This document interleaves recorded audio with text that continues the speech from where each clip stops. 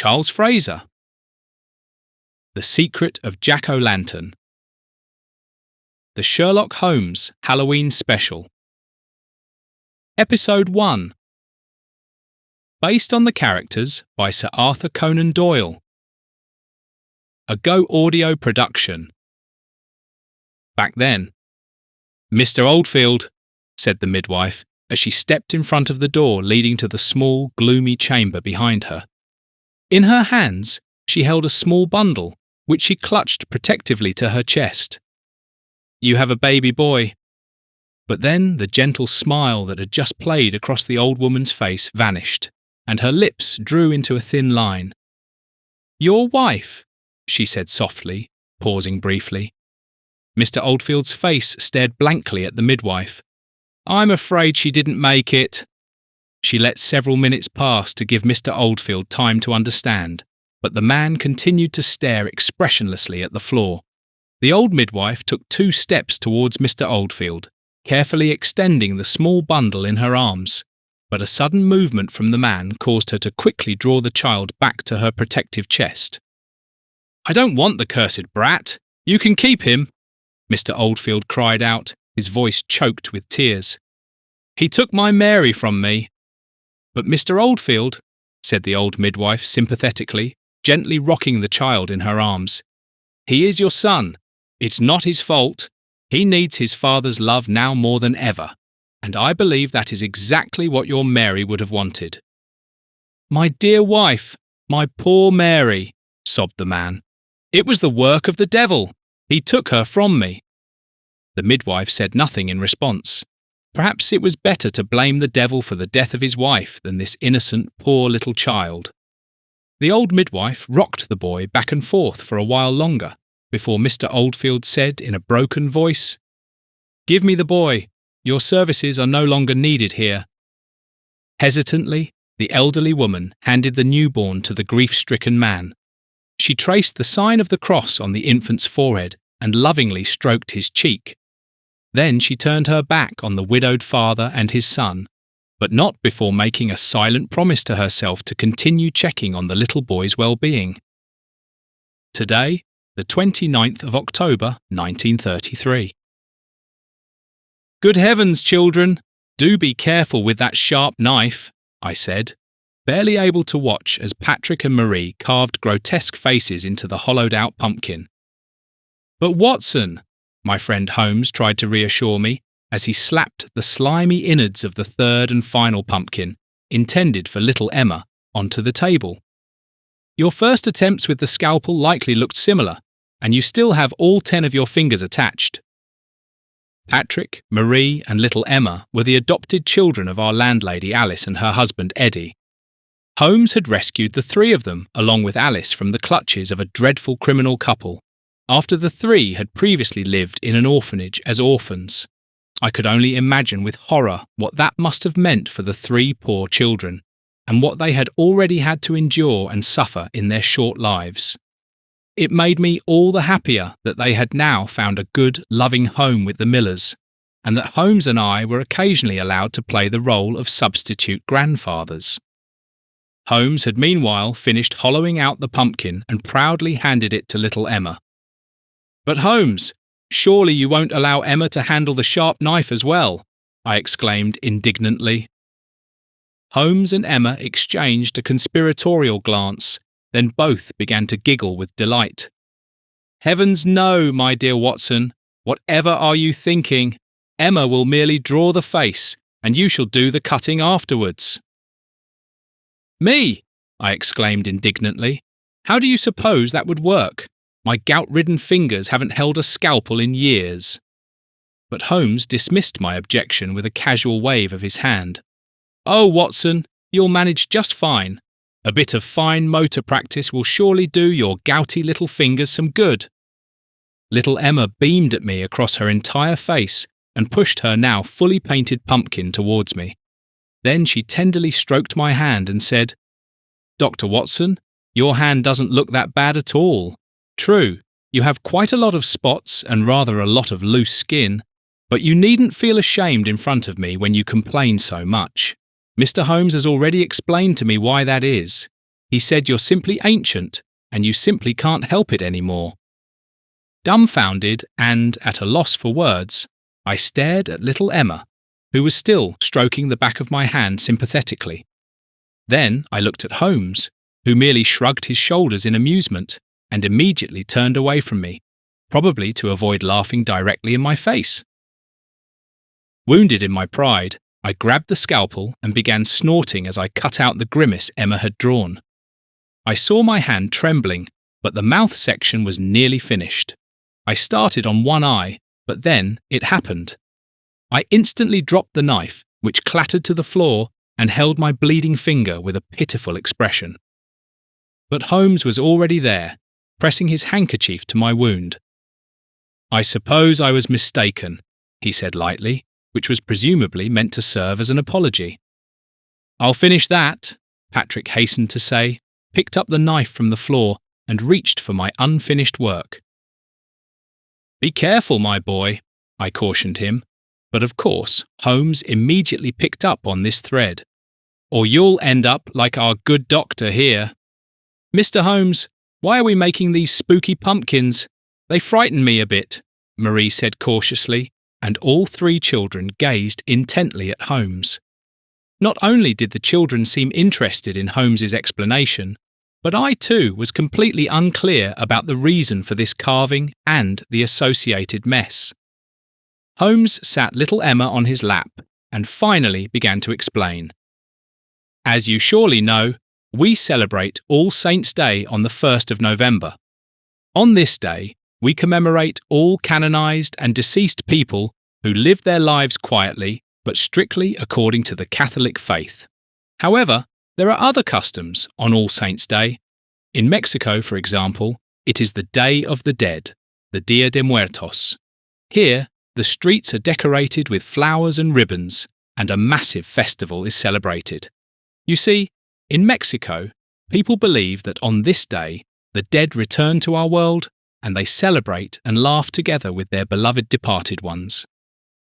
"That's a brilliant idea," Patrick exclaimed enthusiastically. "Why don't we have that here?" "Oh, some people here have quite a similar belief, even though they celebrate it differently. The night before the 1st of November is called Samhain, and is one of the 4 great Irish Celtic festivals. On this night, people believe they have access to beings from other worlds. A fire is lit on the fairy hill, and offerings are made to the god of death." "But what does all this have to do with the spooky pumpkin?" Marie was still not satisfied. "To frighten away the spirits on this very special night and prevent them from entering one's own house. That's why people put brightly lit pumpkin faces in front of their houses," Holmes explained. "There is, however, another theory which suggests that the souls of our deceased relatives and friends are thus guided by the light, helping them better find their way to our home." The children stared at Holmes with wide-open eyes. Holmes laughed. "I merely want to illustrate to you that there are many different customs and theories. You needn't be afraid. No ghost will certainly haunt you. You don't even need a pumpkin for that. Your mother is deterrent enough." "Holmes," I snapped sharply at my friend, "I really must protest." "I merely mean, which ghost in their right mind would dare to tangle with our good Alice? But never mind that. I think it's a lovely custom to place a brightly lit pumpkin by the door, and I hope, children, that you enjoyed it." Back then. "I say, Oldfield, your good-for-nothing rascal has just chased my 4 hens across the yard, and before that, he pinched their eggs from right under them. Just wait until I catch him. Tell him he'd better prepare himself for a jolly good thrashing." However, Oldfield barely noticed the scolding neighbour. A mere, "I'll tell him," barely passed his lips, without even interrupting his work. As soon as the nagging neighbour was out of sight, the aforementioned miscreant dared to emerge from behind the woodpile. "Father, I'm sorry," said the boy, but the mischievous smile around his lips belied his words. "But I did it for you as well," he continued, holding up an egg triumphantly. "The second one unfortunately broke in my trouser pocket when I had to flee from that stupid Wellington." "Oh, Jack," said the father to his son, "if you would at least not get caught whilst doing it, and next time it would be wiser to steal the entire hen straight away rather than chasing the creatures across the yard." The father tapped his son's temple. "You must think carefully, my boy. Only crafty people get ahead in life. Honest or not, it makes no difference, as long as you're clever." "I'll remember that, father," said little Jack as he went into the small, crooked hut that the two of them called home. Today, the 29th of October, 1933. When Holmes and I retired for a brief afternoon rest, it was not long before there was a knock at our door. I snorted disdainfully at the interruption, whilst Holmes was already back on his feet, full of energy, striding to personally open the door. "Inspector Wolfford, what can I do for you?" Holmes greeted the inspector, and my ears perked up, for this could only mean one thing: my afternoon rest was over. "But please, Inspector, do come in and have a seat," Holmes continued in a sing-song voice, and I could clearly hear the anticipation of a new case, which Wolfford's visit would surely bring in his voice. "Good day, Inspector." I also greeted the man and rose from my armchair. "Mr. Holmes, Dr. Watson, I urgently need your esteemed advice," said the inspector, thoughtfully scratching his chin. "This morning we were called to a crime scene, a private residential address. We have already been able to identify the body. The deceased is Mrs. Anne Hughes, 53 years old. She is widowed, has 2 daughters. The elder daughter lives in the immediate neighbourhood, the younger one somewhat outside of London." "Who discovered the body?" Holmes interjected. "The elder daughter, Olivia Morgan," Inspector Wolfford replied. "She had arranged to have breakfast with her mother this morning. When there was no answer after knocking several times, Mrs. Morgan quickly rushed home to fetch the spare key her mother had given her." "Does that mean the front door was locked?" Holmes probed. "According to Mrs. Morgan's account, yes." "And a natural death is completely out of the question?" I asked. "The deceased had a knife protruding from her chest." Inspector Wolfford thus answered my question. "I understand," I said thoughtfully. "And why are you contacting me in this case?" Holmes wanted to know. "There are a few peculiarities here about which I would like to hear your esteemed opinion. Would you both be so kind as to accompany me to the crime scene?" Inspector Wolfford asked. But Holmes had already grabbed his hat from the hook and was slipping one arm into his coat. Therefore, no further answer from Holmes was necessary, and I took a deep breath before following my friend's example. One last wistful glance at my comfortable armchair, and we were already following the inspector. The few minutes spent driving in the car were passed in silence by the inspector, Holmes, and myself. Mrs. Hughes's small flat was located on the 5th floor, as my aching knee and poor fitness level miserably noted. The officer on duty stepped aside at the entrance door and nodded as he let Wolfford, Holmes, and me pass through. I entered and looked around in all directions. The first impression was extremely positive. All the small rooms appeared very bright and pleasantly furnished. "This way, please," said Inspector Wolfford, leading us to the last room at the back. There lay the dead Mrs. Hughes. The curtains were drawn, and a gloomy atmosphere prevailed. Mrs. Hughes lay in the middle of her double bed. It almost looked as if she had been deliberately placed there. Holmes's sceptical look and his raised eyebrow led me to suspect that my suspicion was correct. Her arms lay close to her body on either side. Both legs were stretched out straight. She was fully clothed, her grey-streaked hair neatly braided into a plait. She lay there as if she were merely sleeping, if it weren't for the knife protruding from her chest, staining her light-coloured blouse and the snow-white bedsheets on which she lay a crimson red. However, the truly eerie aspect of this crime scene were the 5 lights arranged in a circle around the deceased. The candles flickered and cast grotesque shadows on the walls. "Holmes, aren't those the same sort of pumpkins we carved with the children this morning?" I asked, startled, when I finally realised what was casting such ghostly candlelight. And indeed, all 5 pumpkins were similar in size, as well as in their carving. 2 small eyes and the mouth bizarrely elongated. I shuddered and looked at Holmes. He was pacing around each individual pumpkin, examining them carefully from all sides, and even studying the shadows they cast. Then he went to the window and said, "If you'll permit me." He didn't even wait for an answer, but abruptly pulled open the curtains, allowing daylight to finally enter and brightly illuminate the room. Inwardly, I thanked Holmes for this act. Indeed, it no longer looked quite so frightening. "Well, Inspector Wolfford, I assume the pumpkins have thrown you off somewhat, and that's why you'd like to know what I make of them," said Holmes. The inspector nodded. "And what do you make of it?" "I cannot tell you what the perpetrator intended by this. However, I believe it is connected to the approaching All Saints' Day. Dr. Watson and I carved similar pumpkins with the children just today. It is a sort of pagan custom meant to keep spirits at bay on this night when the gates to the Otherworld stand open." "And you believe that?" said Inspector Wolfford sceptically.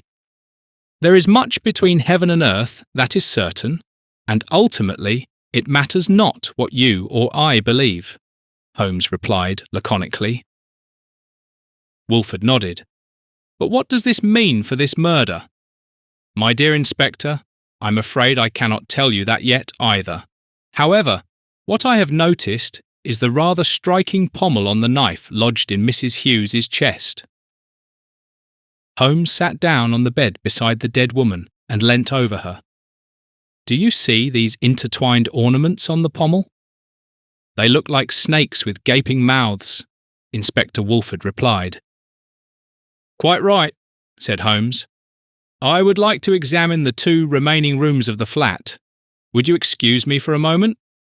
Holmes then left Inspector Wolfford and me alone with the dead woman. "What do you make of all this?" Wolfford finally asked me. I shrugged my shoulders. "I don't know.